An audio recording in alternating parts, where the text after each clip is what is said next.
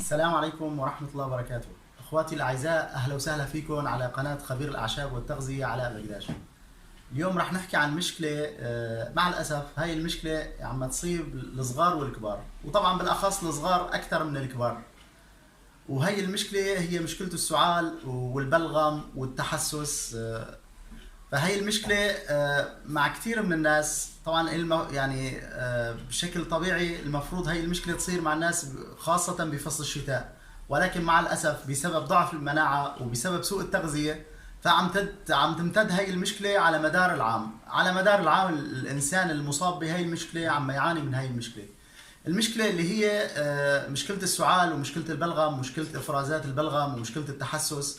طبعا موضوع التحسس موضوع كبير كتير، فلذلك انا راح اقسم الحلقه لقسمين مشان كل الناس تستفيد، اللي معه حساسيه بلغميه وحساسيه صفراويه. طبعا يختلف الحساسيه البلغميه عن الحساسيه الصفراويه. يعني فيه الانسان يشخص نفسه عن طريق مثلا انا معي حساسيه بلغميه، شلون بدي اعرف معي نفسي انه معي حساسيه بلغميه؟ هاي الحساسيه البلغميه اذا انسان كان في مكان، فينا نقول في الشارع، ودخل على مكان فيه برودة أو فيه رطوبة وصار معه تحسس، هذا الإنسان بيكون معه حساسية بلغمية، زيادة بلغم متراكم في الجسم. وإذا كان مثلا إنسان بالشارع ودخل على أوضة مثلا فيها مكيف شغال على مبدأ الحرارة، فبيتحسس من الحرارة، فهذا الإنسان معه حساسية صفراوية. اليوم راح أحكي إن شاء الله تعالى عن الحساسية البلغمية والسعال البلغمي ومشاكل السعال بشكل عام، طبعا للاطفال وللكبار. طبعا السبب الاول لمشاكل السعال ولمشاكل البلغم ومشاكل زياده البلغم في الجسم اللي هو الحليب ومشتقاته. ومعظم الناس ما بتعرف انه الحليب بيزود مشاكل البلغم وبيزود السعال للاطفال وللكبار. الخلطه اللي راح احكيها اليوم ان شاء الله تعالى هي بتصير لاصحاب البلغم المتراكم بشكل قوي جدا.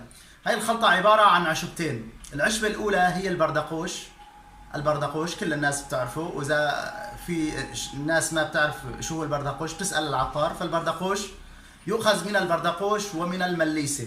المليسة والبردقوش مقادير متساوية، وتطحن وتشرب يشرب كأس قبل الطعام بساعة أو بنصف ساعة، ويشرب كأس قبل النوم، يعني مقدار 3 كاسات في اليوم.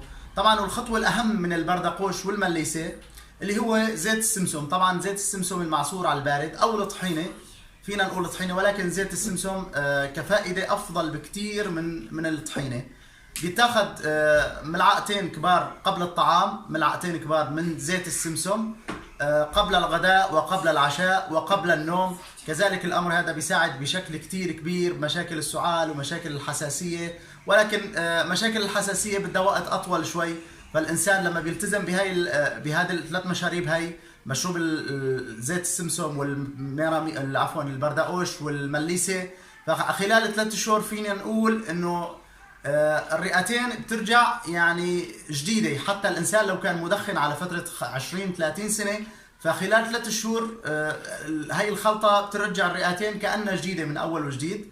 وبالعافيه ان شاء الله للجميع. وان شاء الله بالحلقه الجاي بالقسم الثاني من الحلقة راح أحكي عن أمراض التحسس بشكل عام، وعن خلطة إن شاء الله لأمراض التحسس. والسلام عليكم ورحمة الله وبركاته.